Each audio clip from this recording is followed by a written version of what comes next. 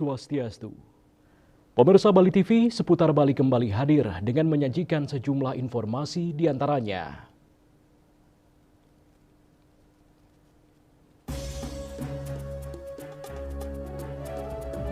Pemirsa, BPOM Bali bongkar peredaran obat keras ilegal, 15 orang ditangkap.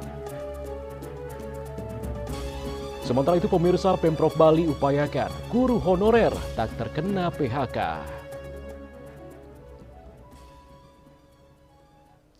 Jangan lewatkan juga informasi menarik lainnya yang sudah disiapkan tim redaksi kami. Bersama saya, Epa Jayantika, inilah seputar Bali selengkapnya.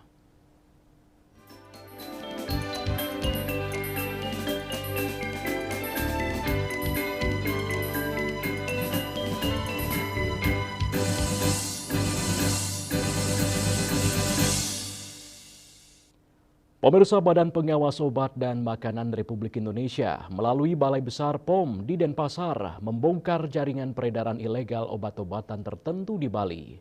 Dalam pengungkapan kasus sejak 2023 hingga Mei 2026, sebanyak 15 tersangka berhasil diamankan dengan barang bukti mencapai 173.000 tablet obat keras ilegal.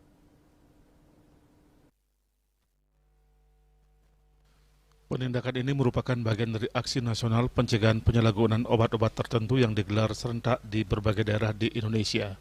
PLT Kepala BPOM Denpasar Made Eri Bahari Hantana mengungkapkan para pelaku menggunakan berbagai modus untuk mengelabui petugas, termasuk menyamarkan obat keras dalam kemasan produk lain. Dalam pengungkapan kasus sejak 2023 hingga Mei 2026, sebanyak 15 tersangka berhasil diamankan dengan barang bukti mencapai 173.000 tablet obat keras ilegal. Nilai ekonomi barang bukti yang berhasil diamankan diperkirakan mencapai 200 juta rupiah. Di Bali, pengungkapan kasus paling banyak ditemukan di wilayah Denpasar dan Badung. Jadi Jordani juga sudah berkomitmen terus dengan jasa pengiriman di ekspedisi. Kita bekerjasama, kemudian kita telusuri sampai akhirnya bisa kita proses satu tangkap. 15 untuk tahun ini. Tahun 2023 sampai sekarang ada 15 orang apakah sudah tahap 2. Kebanyakan dari Badung dan Denpasar karena pengirimannya ke daerah-daerah yang memang banyak terjadi penyalahgunaan. Sementara itu, Deputi Bidang Penindakan BPOM RI Tubagus Ade Hidayat mengatakan tingginya penyalahgunaan obat keras ilegal dipicu harga yang murah dan akses yang lebih mudah dibandingkan narkotika. Namun dampak yang ditimbulkan dinilai sama berbahayanya karena menyerang sistem saraf pusat. Selain penindakan hukum, BPOM juga mengedepankan langkah preventif dan edukatif dengan mengajak masyarakat menggunakan obat sesuai resep dokter serta membeli obat di fasilitas resmi. Yana dan Mastika, Bali TV. Sementara itu pemirsa, Polda Bali menjatuhkan sanksi pemberhentian tidak dengan hormat PTDH kepada salah satu anggotanya, Brigpol AN, karena terbukti melakukan pelanggaran berat terhadap kode etik profesi Polri. Pelaksanaan PTDH tersebut dilakukan dalam upacara yang dipimpin Wakapolda Brigjen Polisi Imade Astawo bertepatan dengan peringatan Hari Kebangkitan Nasional. Langkah tegas ini menjadi bentuk komitmen Polri, khususnya Polda Bali, dalam menegakkan disiplin dan kode etik di lingkungan kepolisian. Selain itu, tindakan tersebut juga diambil guna menjaga integritas institusi serta mempertahankan kepercayaan masyarakat terhadap Polri.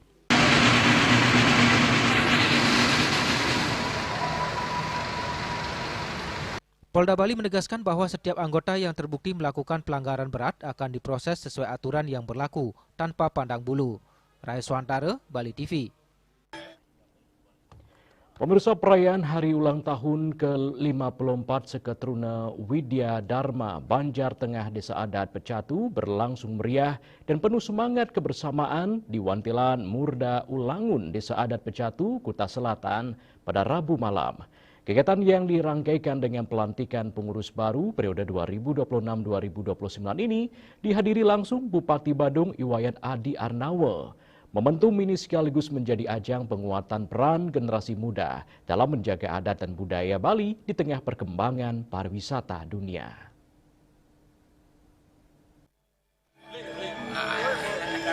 Suasana penuh kekeluargaan mewarnai perayaan hari ulang tahun ke-54 Seke Truna Widya Dharma Banjar Tengah Desa Adat Pecatu. Selain dihadiri Bupati Badung Iwayan Adi Arnawo, acara juga dihadiri anggota DPRD Kabupaten Badung sekaligus Desa Adat Pecatu Made Sumerta, Tommy Martana Putra, Kelian Sabo Desa Adat Pecatu Profesor Iwayan Suartana, Perbekal Desa Pecatu Made Karyano Yatnya, serta tokoh masyarakat dan mantan Wakil Bupati Badung Iketut Suyase. Perayaan ini dirangkaikan dengan pengukuhan pengurus Seketruna Widya Dharma periode 2026-2029 oleh Desa Adat Pecatu Imade Sumerta. Klien ST Widya Dharma periode 2023-2026 Ibu Adi Susilo menyampaikan apresiasi dan terima kasih kepada seluruh pengurus, anggota, panitia, pembina, dan sesepuh yang telah mendukung perjalanan organisasi selama 3 tahun terakhir. Menurutnya berbagai tantangan dan pengalaman yang dilalui bersama menjadi pelajaran berharga dalam membangun organisasi yang semakin solid, aktif, dan bertanggung jawab. Baik, harapan tiang di pengurus yang baru yang periode 2026-2029 semoga selalu dapat bekerja sama dengan baik dan dengan rekan-rekan dan selalu bertanggung jawab apapun itu kegiatannya. Sementara itu, klien ST Widya Dharma periode 2026-2029 Ikomang Widyano Merto Wisese mengaku siap mengemban amanah baru dan mengajak seluruh anggota menjaga kebersamaan serta memperkuat solidaritas organisasi. Ia berharap Seketruna tidak hanya menjadi tempat berkumpul, namun juga menjadi ruang belajar berorganisasi, bertanggung jawab, dan tumbuh bersama sebagai generasi muda yang aktif dan bermanfaat bagi lingkungan sekitar. Tiang sebagai Ketua Seketruna yang terpilih pada periode 2026 sampai 2029. Untuk kedepannya rencana saya akan menjalankan program kerja yang dimana sebelumnya yang sudah dilaksanakan dari pengurus-pengurus sebelumnya tentunya. Adapun nanti pastinya dalam setiap program kerja yang saya laksanakan pasti akan berinovasi. Bupati Badung Iwayan Adi Arnawo menegaskan komitmen pemerintah Kabupaten Badung dalam mendukung kreativitas generasi muda sekaligus memperkuat pelestarian adat dan budaya Bali sebagai pondasi utama pariwisata. Menurutnya, Seketruna memiliki peran penting sebagai motor penggerak pelestarian tradisi dan budaya di tingkat desa adat. Terlebih Desa Adat Pecatu merupakan destinasi pariwisata dunia yang kekuatannya terletak pada adat dan budaya Bali. Adi Arnawo juga menilai Seketruna sebagai laboratorium sosial bagi generasi muda untuk belajar berorganisasi dan mengasah jiwa kepemimpinan sejak dini. Ia berharap kepengurusan baru mampu memperkuat sinergitas antara pemerintah, desa adat, dan generasi muda demi menjaga stabilitas pariwisata berbasis budaya di kawasan Kuta Selatan. Jangan hanya dianggap sebagai organisasi untuk kumpul-kumpul, apalagi hanya sekedar untuk membuat kegiatan basar atau membuat tongkok tidak. Itu salah. Jadi persepsi itu harus kita hilangkan sekarang. Maka saya sengaja datang, walaupun ini ulang tahun Seketruna, tapi Bupati juga hadir. Untuk apa? Untuk memotivasi generasi muda. Karena kita akan mendapatkan generasi yang siap dan punya watak dan punya integritas ya dari organisasi Seketruna ini, Pak. Dan sekaligus ini sebagai penyangga dalam rangka kita menjaga budaya kita. Yang mana budaya kita adalah budaya yang memang menjadi satu kekuatan kita. Sebagaimana kita ketahui bersama bahwa kita sebagai daerah turis dan pariwisata ini adalah pariwisata yang berbasis budaya. Oleh karena itulah maka generasi muda Seketruna menjadi satu, bukan hanya sekedar pelengkap, bukan hanya sekedar penjaga, malah menjadi motor penggerak daripada untuk pelestarian adat dan budaya kita yang ada di Bali ini. Momentum HUT ke-54 ST Widya Dharma yang bertepatan dengan peringkatan Hari Kebangkitan Nasional ini pun menjadi simbol bangkitnya semangat generasi muda Pecatu untuk terus berkarya menjaga persatuan serta melestarikan warisan budaya Bali di tengah perkembangan zaman. Perayaan ini ditandai dengan pemotongan tumpeng. Indrawan, Bali TV.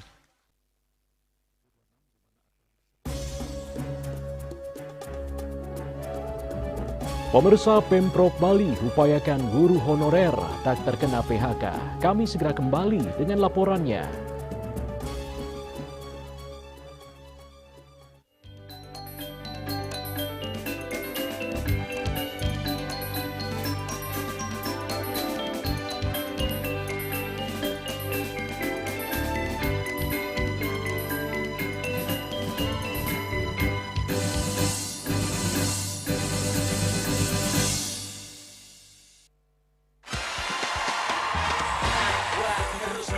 Seruput aja dulu. Luwak hitam baru dengan teknologi slow roasting bikin nyaman di lambung. Menangkan 20 emas murni dari Kopi Luwak. Kumpulkan kopi luwak favoritmu, tata menjadi rangkaian yang menarik, foto atau video, upload ke sosial media, dan tag @kopiluwakofficial. Buruan kirim, jangan sampai ketinggalan. Luwak hitam baru. Ngeri mantapnya. Gak kemanisan. Mantap. Cat color dengan daya sebar yang luas, cepat kering, dilengkapi 39 pilihan warna. Kualitas dijamin terbaik. Cat color harga ekonomis.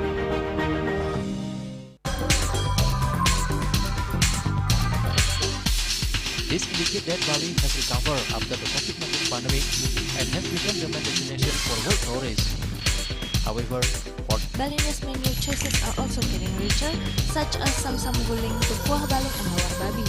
Although many restaurants serve similar menus made from pork, start to leave behind telltale characteristics of fragments of DNA circulating in the blood, called cell-free DNA.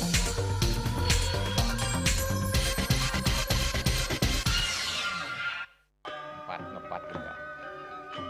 Ya. 4. Tumpang alit-alit lagi papat. Ngangen sampian busung metulang lindung wasani dengan bombayu kan warasa dikalpop. Langsung personelipun 108 yang dipergunakan pada saat orang yang kena musibah di jalan, kita memanggil.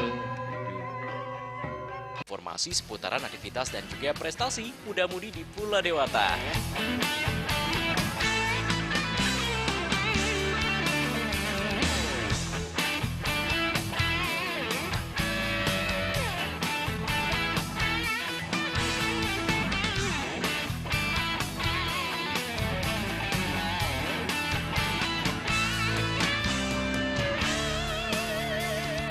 Terus kembangkan kreativitas, YWE, dan juga narkoba.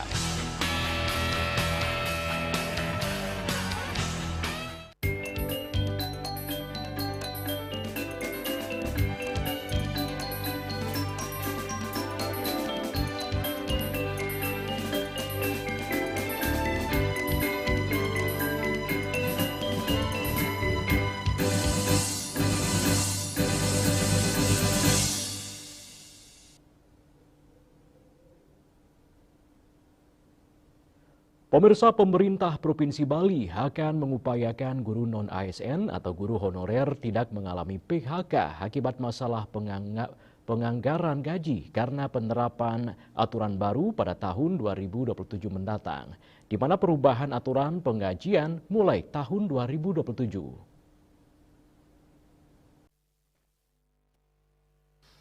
Surat edaran Menteri Pendidikan Dasar dan Menengah Nomor 7 Tahun 2026, di mana aturan tersebut menyebutkan guru non-ASN atau honorer tidak lagi diperbolehkan menerima gaji dari Dana Bantuan Operasional Satuan Pendidikan atau BOSP mulai tahun 2027. Menyikapi hal itu, Wakil Gubernur Bali Inyoman Giriprasta menyatakan Pemprov Bali saat ini terus melakukan koordinasi atas kondisi memicu kekhawatiran terhadap nasib ratusan guru honorer khususnya di Kabupaten Buleleng serta kabupaten lainnya di Bali karena mereka terancam tidak lagi mendapat gaji. Ia menegaskan Pemprov Bali akan berupaya mencari solusi agar para guru honorer tetap dapat bekerja dan tidak terkena PHK. Persoalan penganggaran pegawai saat ini harus menyesuaikan dengan ketentuan dalam Undang-Undang Hubungan Keuangan antar pemerintah pusat dan daerah. Sementara dalam aturan belanja pegawai dibatasi maksimal 30% dari APBD, di mana sementara 20% diwajibkan untuk pendidikan dan 10% untuk kesehatan. Pemprov Bali juga menilai pemerintah pusat perlu memberikan dukungan anggaran melalui dana alokasi umum DAU untuk membantu pembiayaan P3K dan guru honorer di daerah. Saya kira ini akan kita komunikasikan dengan matang dan kita upayakan bagaimana upaya ke depannya biar bisa tidak sampai ada PHK. Apalagi jujur harus kita lakukan. Kalau di Bali ini kan masih kekurangan guru, baik di tingkat SD, SMP maupun SMA. Pemprov Bali menegaskan akan terus berkoordinasi dengan pemerintah pusat agar kebijakan terkait guru non-ASN atau honorer tidak menimbulkan dampak sosial dan gangguan pada dunia pendidikan di daerah. Winata dan Gung Kompiang, Bali TV. Pemirsa, Badan Legislasi Baleg DPR RI terus mematangkan rancangan undang-undang RUU tentang masyarakat hukum adat guna memberikan pengakuan, perlindungan, serta kepastian hukum terhadap hak komunal dan tanah ulayat masyarakat adat di Indonesia. Kehadiran regulasi ini dinilai sangat penting, khususnya bagi Bali yang selama ini menghadapi berbagai persoalan investasi, tata ruang, hingga perlindungan wilayah adat.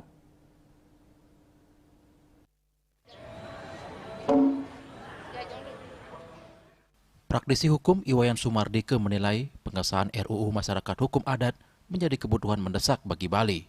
Menurutnya, desa adat di Bali selama ini belum memiliki kedudukan hukum yang kuat karena hanya diakui melalui hukum adat dan peraturan daerah, belum setara dengan undang-undang.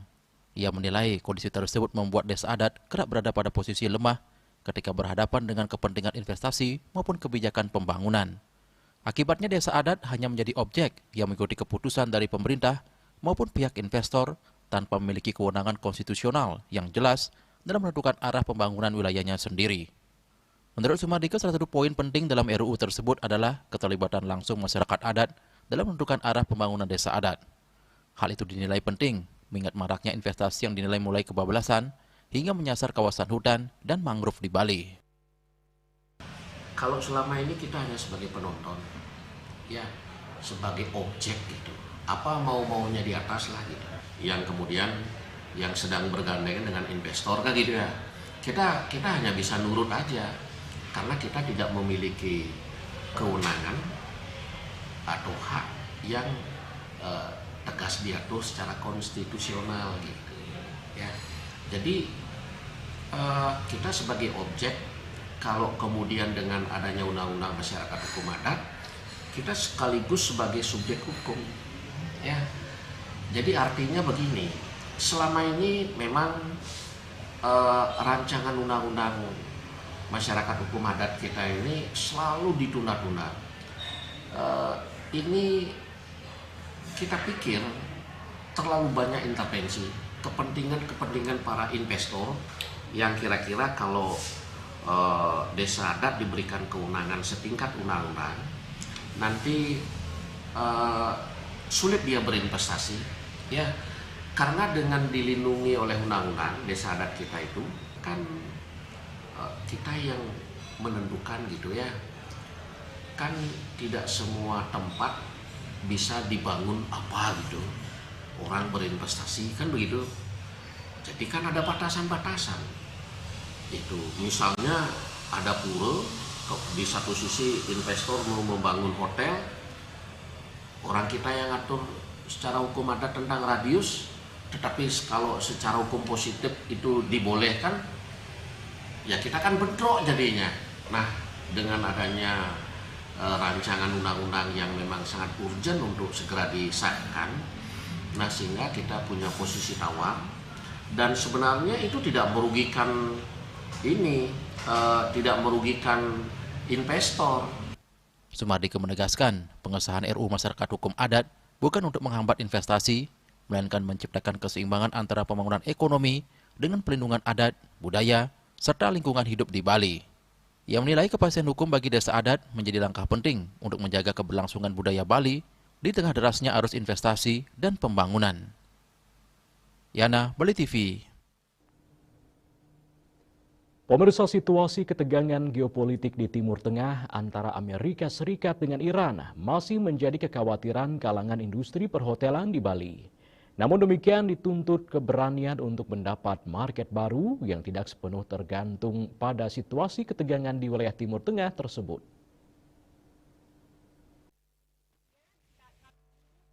Dampak ketegangan di Timur Tengah terhadap industri perhotelan di Bali cukup dirasakan. Terlebih mencakup lonjakan biaya operasional akibat kenaikan harga minyak, merosotnya tingkat hunian dan pembatalan kunjungan wisatawan mancanegara. Pelaku industri pariwisata di Bali bahkan harus mengubah strategi pemasaran untuk mendapatkan market yang baru. Pasar wisatawan mancanegara khususnya dari Eropa, Amerika Serikat, dan Timur Tengah mengalami penurunan yang sebagian dipengaruhi oleh pembatalan dan gangguan penerbangan. Situasi tersebut cukup mengkhawatirkan bagi industri pariwisata khususnya perhotelan. Seperti disampaikan oleh GM Paradisus, Eduardo Castro Parera di Nusa Dua mengungkapkan situasi geopolitik di Timur Tengah sampai saat ini masih mengkhawatirkan.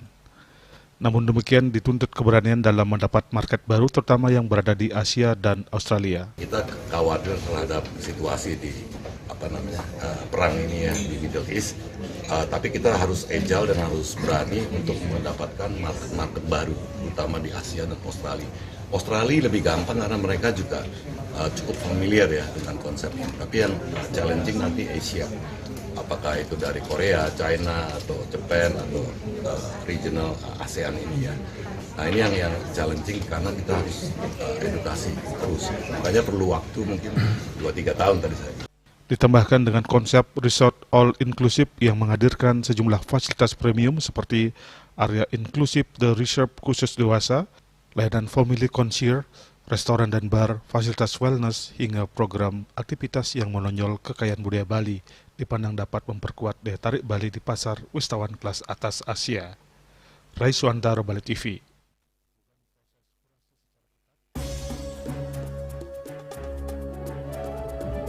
Pemirsa, kami akan segera kembali dengan informasi. Penyaringan diperketat, pastikan hanya kontingen berkualitas tampil di PKB 2026.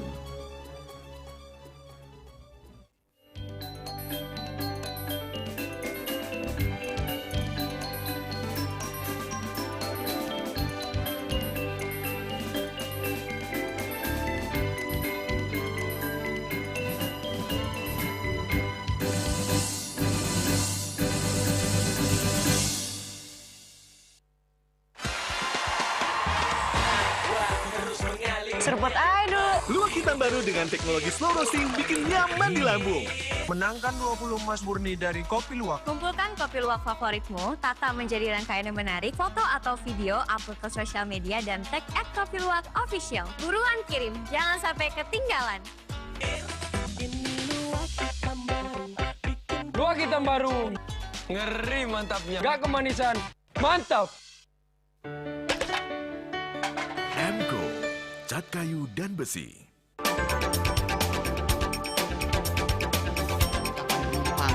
Pihak bandara telah melayani sebanyak 192.284 penumpang baik domestik maupun internasional. Operator mengatakan dari kunjungan wisatawan mencapai 3.000 pengunjung per hari tersebut.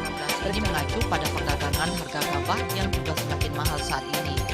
Kondisi itu pun membuatnya tidak maksimal memenuhi permintaan pasokan beras bagi pelanggan dan loyalitas anggota Linmas. Hadir dalam kegiatan pelatihan dan pembekalan tersebut.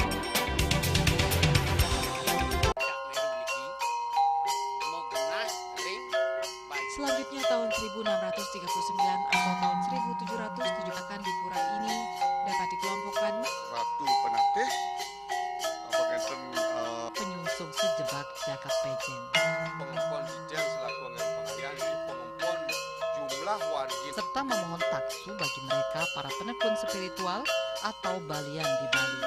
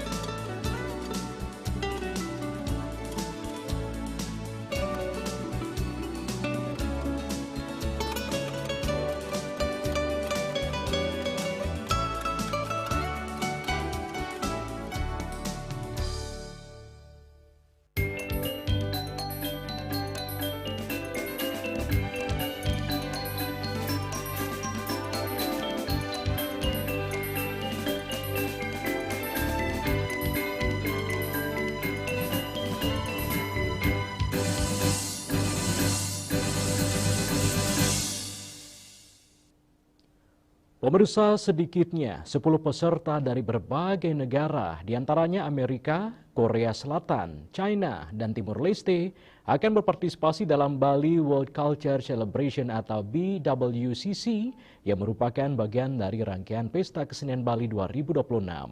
Hal itu disampaikan Kepala Dinas Kebudayaan Provinsi Bali, Ida Bagus Alid Suryana di Denpasar. Ditambahkan selain peserta mancanegara, terdapat pula 13 kontingen dari luar daerah Bali yang dipastikan ambil bagian dalam ajang seni budaya tahunan tersebut. Namun demikian, menurut Ida Bagus Alit, jumlah pemohon sebenarnya jauh lebih banyak dibanding peserta yang lolos untuk tampil dalam PKB tahun ini. Ia menjelaskan panitia PKB melakukan proses kurasi secara ketat untuk menjaga kualitas penampilan yang akan disuguhkan kepada masyarakat dan wisatawan yang menyaksikan PKB. Setiap penampilan yang hadir dalam PKB harus memiliki kualitas nasional bahkan internasional. Karena itu standar penilaian dalam proses seleksi sangat diperhatikan, mulai dari konsep garapan, kesesuaian tema hingga mutu seni pertunjukan yang dibawakan. Penampilan di event PKB pesertanya harus berkualitas nasional maupun internasional. Pada proses kurasi ada beberapa permohonan yang tidak lulus karena tidak sesuai tema dan kualitas seni yang ditampilkan masih kurang. Tentunya ke depan kita harapkan satu, kita sebagai penyelenggara, ya penyelenggaraan pesta kesenian Bali itu semakin berjalan dengan lancar, sesuai dengan keinginan masyarakat, kemudian juga sesuai dengan tujuannya bagaimana kita melestarikan, memperkuat dan memajukan kebudayaan Bali.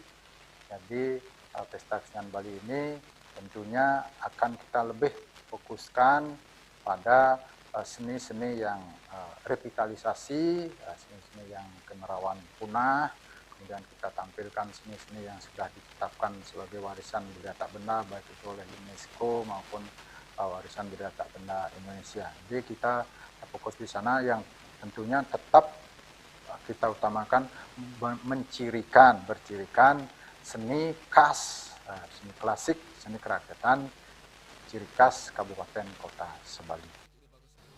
PKB tahun 2026 sendiri mengangkat tema Atmokerti, Jiwasida Parisuda, dan akan berlangsung mulai 13 Juni hingga 11 Juli 2026 di kawasan Taman Budaya Provinsi Bali dan Pasar. Ajang ini melibatkan lebih dari 20.000 seniman dari Bali, luar daerah hingga mancanegara. Hendra, Bali TV. Pemirsa, pengelolaan sampah berbasis TPS 3R di Kabupaten Buleleng masih menghadapi berbagai kendala. Dari 58 TPS 3R yang tersebar di desa-desa, sebanyak 19 unit belum berfungsi optimal. Pemerintah kini memperkuat sistem pemilahan sampah dari sumber rumah tangga untuk menekan volume sampah menuju TPA.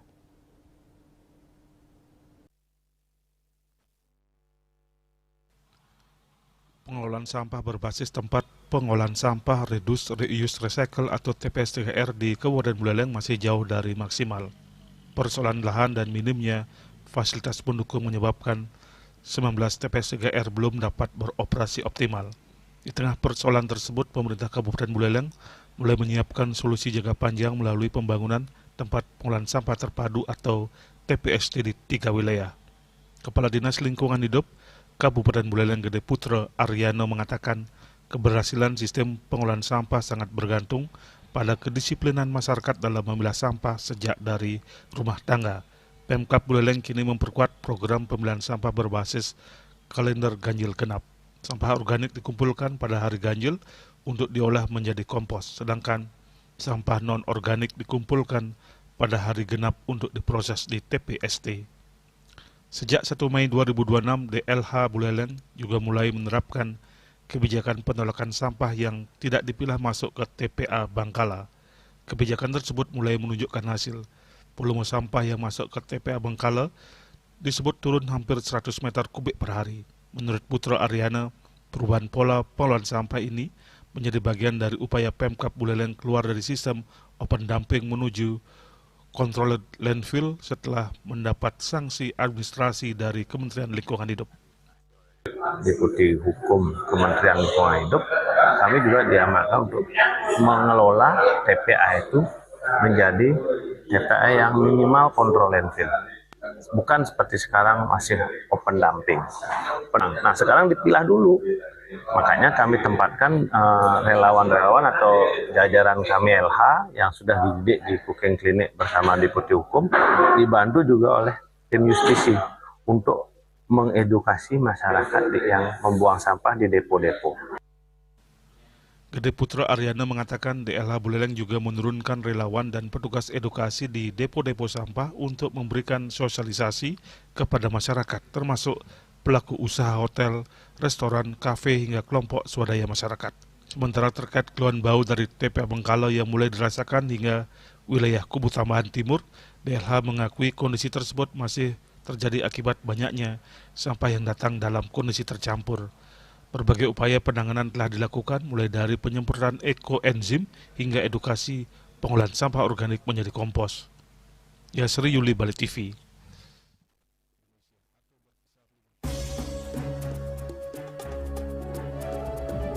Pemirsa, siapkan generasi global. Bahasa Inggris wajib bagi siswa SD mulai 2027. Kami segera kembali dengan informasinya.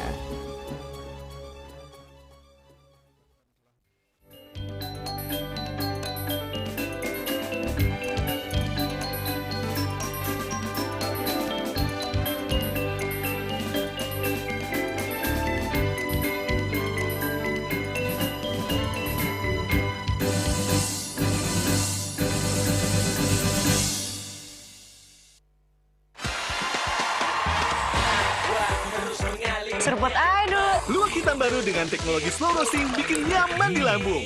Menangkan 20 emas murni dari Kopi Luwak. Kumpulkan kopi luwak favoritmu, tata menjadi rangkaian yang menarik, foto atau video, upload ke sosial media, dan tag @kopiluwakofficial. Buruan kirim, jangan sampai ketinggalan.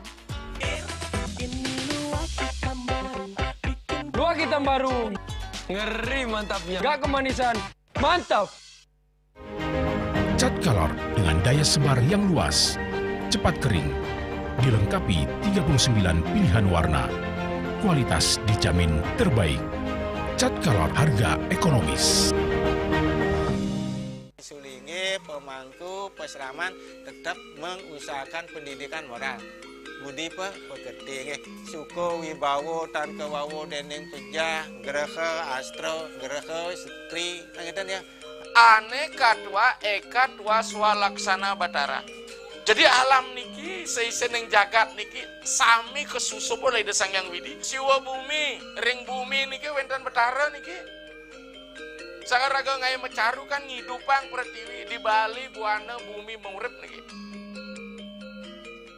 Jawi mari urana di mati di Bali tanaganya lalu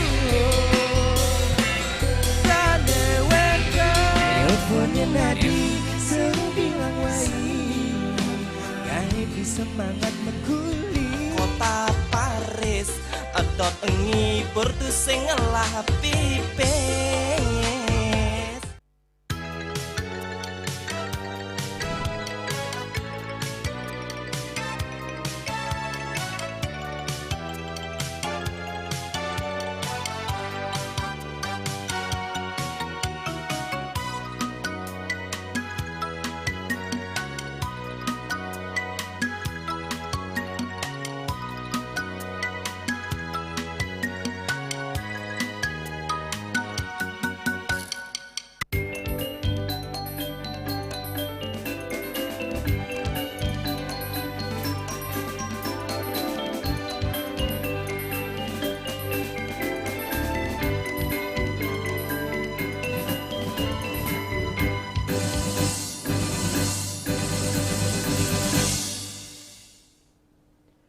Pemirsa, pemerintah melalui Kementerian Pendidikan Dasar dan Menengah resmi menetapkan bahasa Inggris sebagai mata pelajaran wajib di tingkat sekolah dasar mulai kelas 3. Kebijakan nasional yang akan berlaku penuh pada tahun ajaran 2027-2028 ini disambut positif oleh pihak sekolah di daerah, meski kesiapan guru masih menjadi tantangan utama. Berikut laporan selengkapnya untuk Anda.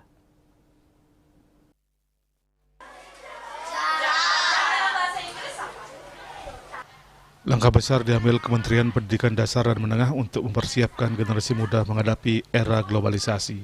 Mulai tahun ajaran 2027-2028, bahasa Inggris bukan lagi sekedar muatan lokal, melainkan mata pelajaran wajib bagi siswa mulai kelas 3 sekolah dasar. Sebagai langkah awal, kebijakan ini akan diimplementasikan di sekitar 30% dari total sekolah dasar di Indonesia atau berkisar 58.000 sekolah yang dinyatakan siap. Merespon kebijakan tersebut, sejumlah sekolah menyatakan dukungannya. Salah satunya SD Negeri 3 Bebalang Bangli yang menilai penguasaan bahasa Inggris sudah menjadi kebutuhan dasar komunikasi saat ini. Sekolah ini bahkan telah berinisiatif mengajarkan bahasa Inggris sejak tahun 2005 lalu. Namun tantangan terbesar kini bergeser pada kesiapan sumber daya manusia atau tenaga pendidik. Selain itu, pihaknya juga telah menyiapkan pelatihan peningkatan kompetensi guru kelas. Namun demikian, besar harapan agar pemerintah juga memberikan taman guru bahasa Inggris yang benar-benar ahli, agar pembelajaran di SD bisa berjalan maksimal sesuai tujuan Menteri dan kebutuhan masyarakat.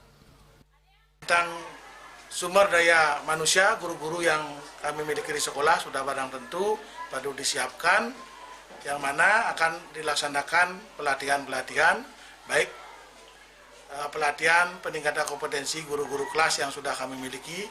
Juga kami harapkan di sekolah dasar kami mendapatkan guru bahasa Inggris yang benar-benar memahami tentang kompetensi dari pelajaran bahasa Inggris tersebut. Selama ini di sekolah kami dari tahun pelajaran 2005-2006 sudah melaksanakan pembelajaran bahasa Inggris mulai dari fase B dan fase C, yaitu siswa kelas 3, 4, dan di fase C siswa kelas 5 dan 6 sudah kami melaksanakan pembelajaran kelas sesuai dengan struktur capaian pembelajaran yang terbaru.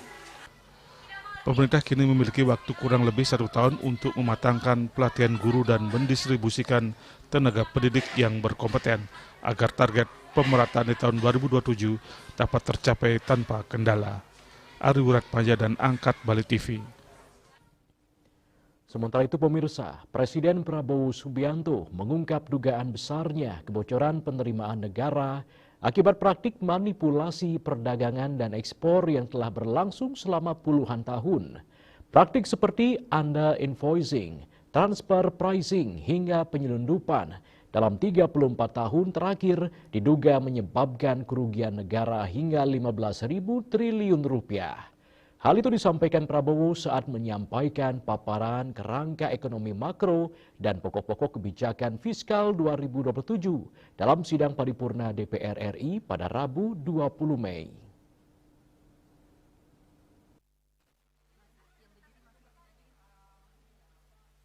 Untuk pertama kalinya dalam sejarah Republik Indonesia, seorang presiden datang dan berdiri langsung di mimbar sidang paripurna Dewan Perwakilan Rakyat DPR untuk memaparkan kerangka ekonomi makro dan pokok-pokok kebijakan fiskal tahun 2027. Sidang paripurna yang berdepatan dengan Hari Kebangkitan Nasional ini tidak berjalan seperti biasa. Suasana ruang sidang sempat tegang saat Presiden Prabowo Subianto dengan nada bicara yang menggelegar membongkar borok kebocoran ekonomi yang telah merugikan negara selama puluhan tahun. Di awal pidatonya, Prabowo menyampaikan langsung arah kebijakan ekonomi dan fiskal negara sebagai bahan pembicaraan pendahuluan dalam penyusunan RAPBN tahun 2027 di tengah tekanan geopolitik dan situasi global yang tak menentu. Suasana sidang mulai berubah saat Presiden menyinggung soal dugaan besarnya kebocoran penerimaan negara akibat praktek manipulasi perdagangan dan ekspor yang telah berlangsung selama puluhan tahun. Presiden mengungkapkan bahwa praktik under-invoicing atau kecurangan dengan memanipulasi dokumen dengan melaporkan nilai ekspor-impor lebih rendah dari harga asli selama 34 tahun terakhir telah menembus angka 906 miliar US dollar atau setara 15.400 triliun rupiah. Berdasarkan hitungan acak pemerintah, perbedaan antara nilai yang dilaporkan dengan realita lapangan seringkali mencapai 50%. Artinya setengah dari potensi pajak yang seharusnya masuk ke kas negara untuk membangun fasilitas publik dan mensejahterakan rakyat justru menguap ke kantong para oknum yang tidak bertanggung jawab. Prabowo bahkan sempat menyindir para hadirin di ruangan yang tersenyum getir mendengar paparannya. Coba ditayangkan lagi slide. 900 miliar dolar kita hilang. Bayangkan kalau 900 miliar dolar kita nikmati, kita pakai, negara apa Indonesia ini? Saudara sekalian. ada under invoicing, ada under counting, ada transfer pricing, saudara-saudara. Banyak di antara kalian senyum, mungkin di antara kalian ada pengusaha-pengusaha juga di ruangan ini. Berarti tahu apa yang saya bicara itu keadaan yang sebenarnya, saudara-saudara sekalian. Kita sudah hitung, kita sudah pakai random, kita tahu bahwa perbedaan antara yang dilaporkan, yang tidak dilaporkan itu sering mencapai 50%. Yang dilaporkan adalah 50% dari keadaan yang sebenarnya. Saudara-saudara sekalian. Dan kita merasa aneh. Kita produsen kelapa sawit terbesar di dunia, tapi harga kelapa sawit ditentukan di negara lain. Saya mengatakan kepada menteri-menteri saya, ini tidak boleh terjadi. Saya tidak mau kelapa sawit kita harganya ditentukan oleh bangsa lain. Kita tentukan harga kita. Melihat masifnya kebocoran akibat under invoicing, under declaring, dan transfer pricing tersebut, Presiden Prabowo langsung melempar sinyal peringatan keras kepada instansi penegak hukum dan keuangan, khususnya Direktorat Jenderal Bea dan Cukai. Prabowo juga mengumumkan dikeluarkannya kebijakan ekspor satu pintu, di mana badan usaha milik negara akan mengontrol tata kelola ekspor komoditas sumber daya alam.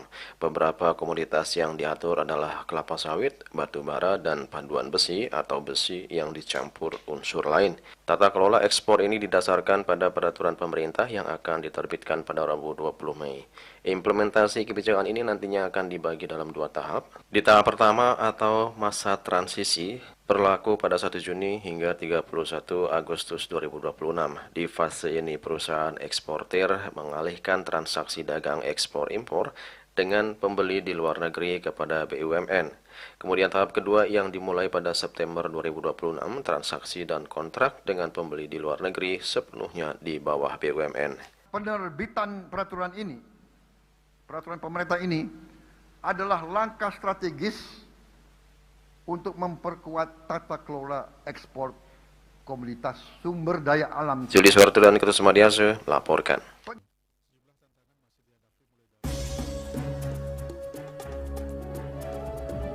Pemirsa, jangan beranjak dulu. Kami segera kembali dengan laporan wisata Puri di Denpasar kian dilirik. Adat dan budaya Bali semakin berkembang.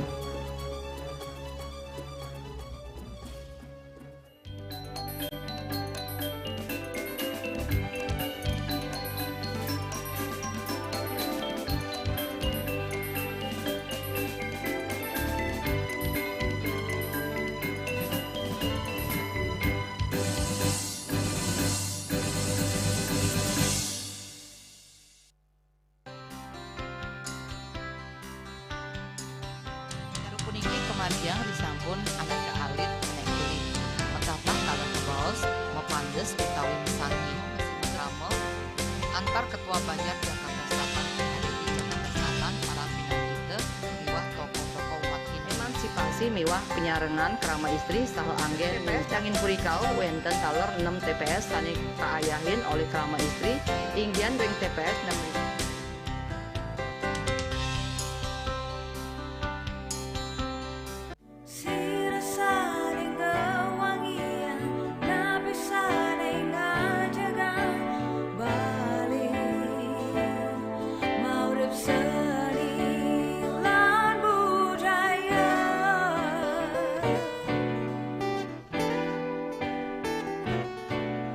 Sami pina kamayatnya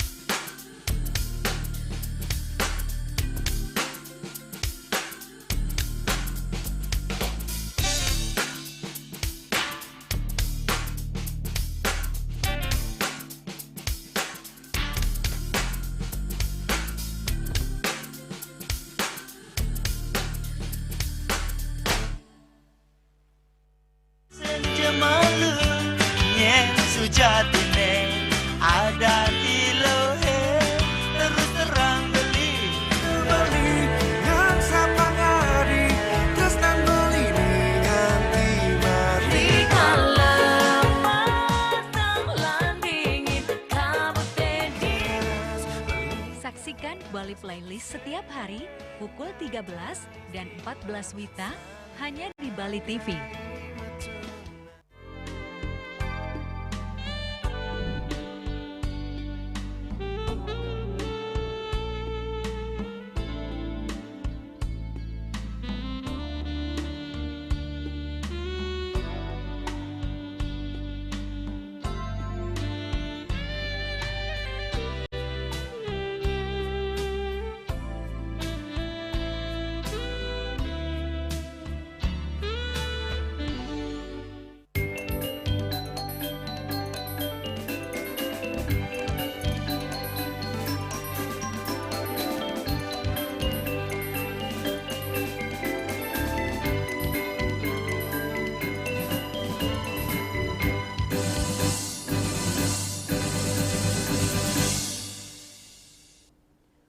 Pemirsa, potensi wisata puri di Kota Denpasar dinilai semakin menjanjikan sebagai daya tarik wisata budaya yang mampu menghadirkan pengalaman autentik bagi wisatawan. Selain menawarkan nilai sejarah dan arsitektur tradisional Bali, wisata puri juga dinilai dapat mendukung pengembangan pariwisata berbasis budaya dan kearifan lokal.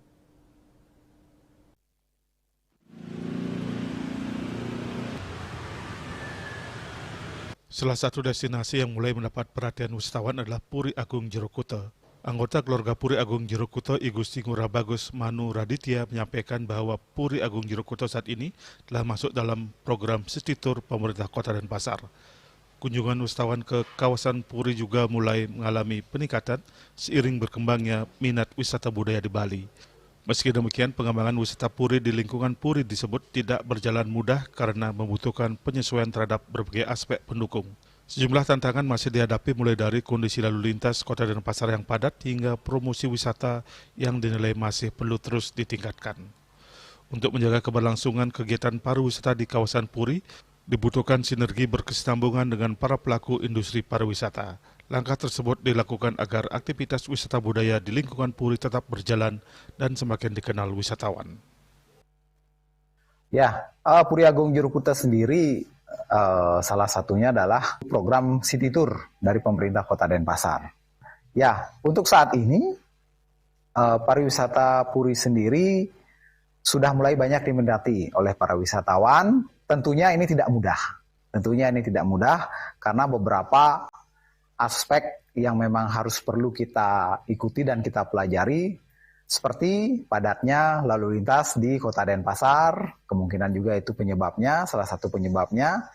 Dan kedua, untuk masalah promosi, kita masih sering berpromosi, kita tetap mendekati para pelaku-pelaku pariwisata untuk bisa tetap melaksanakan suatu kegiatan kepariwisataan di Puri Agung Jero Kuta itu sendiri.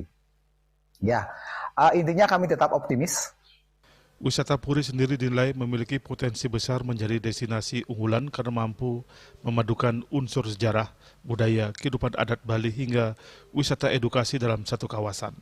Berbagai atraksi seperti pertunjukan seni, pameran, benda bersejarah, kuliner tradisional, serta aktivitas budaya di lingkungan Puri diyakini dapat menjadi daya tarik tambahan bagi wisatawan domestik maupun mancanegara. Agung Santika, Bali TV. Pemirsa, Hari Kebangkitan Nasional yang diperingati pada 20 Mei merupakan momentum pengingat bahwa kebangkitan bangsa harus dimulai dari keberanian untuk melindungi sesama dari segala bentuk kekerasan. Kementerian Pemberdayaan Perempuan dan Perlindungan Anak menggelar ikrar bersama Bangkit Lawan Kekerasan sebagai upaya meneguhkan komitmen seluruh pihak untuk menghentikan kekerasan terhadap perempuan dan anak di Indonesia. Kementerian Pemberdayaan Perempuan dan Perlindungan Anak menggelar ikrar bersama Bangkit Lawan Kekerasan sebagai upaya meneguhkan komitmen seluruh pihak untuk menghentikan kekerasan terhadap perempuan dan anak di Indonesia.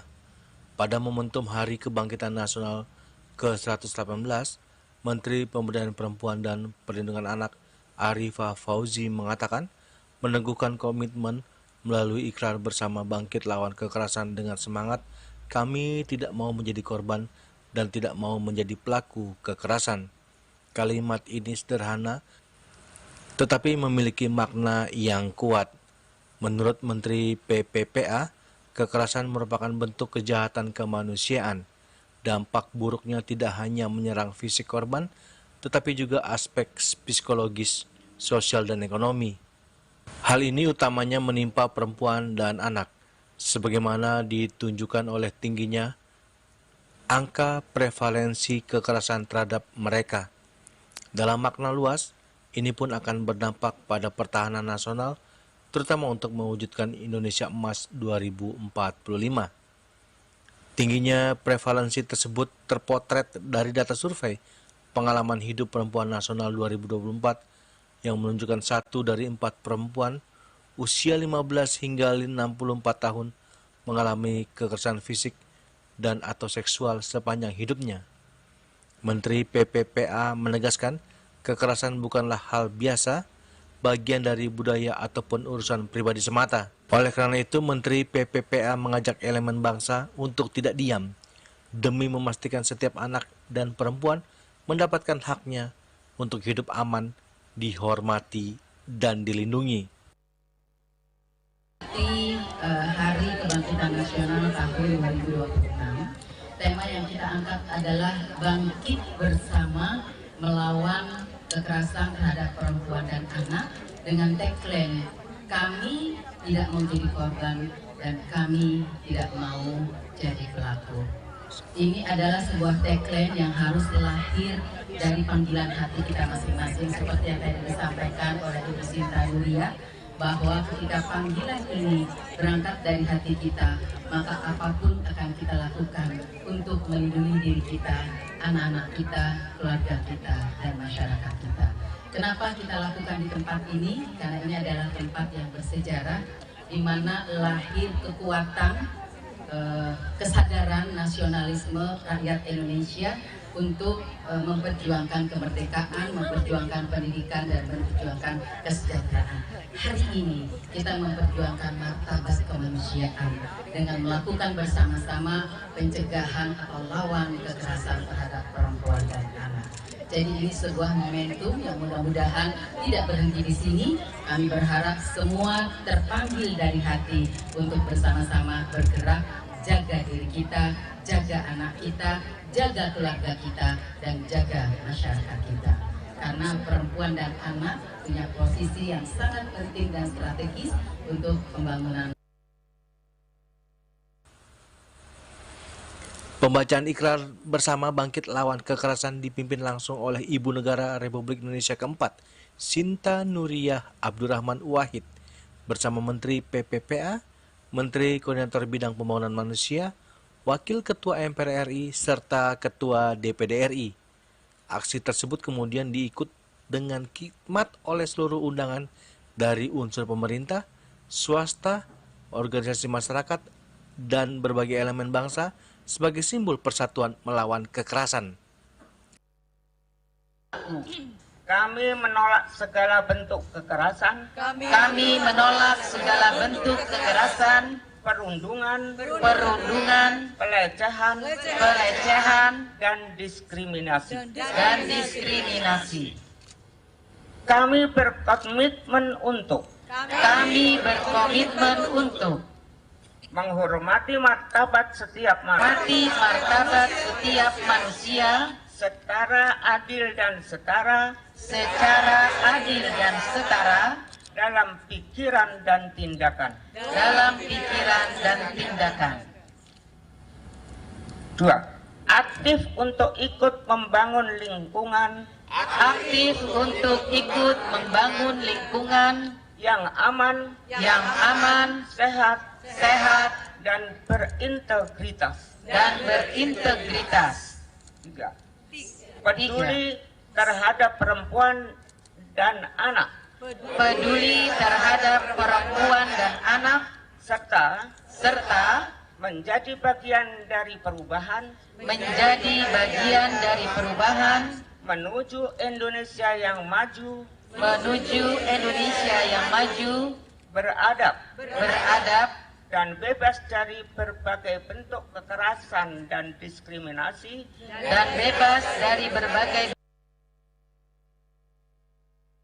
Dari Jakarta, Julius Wata dan Ketut Sumadiasa melaporkan. Dan kini kami sampaikan informasi perakiraan cuaca untuk kabupaten kota di Bali.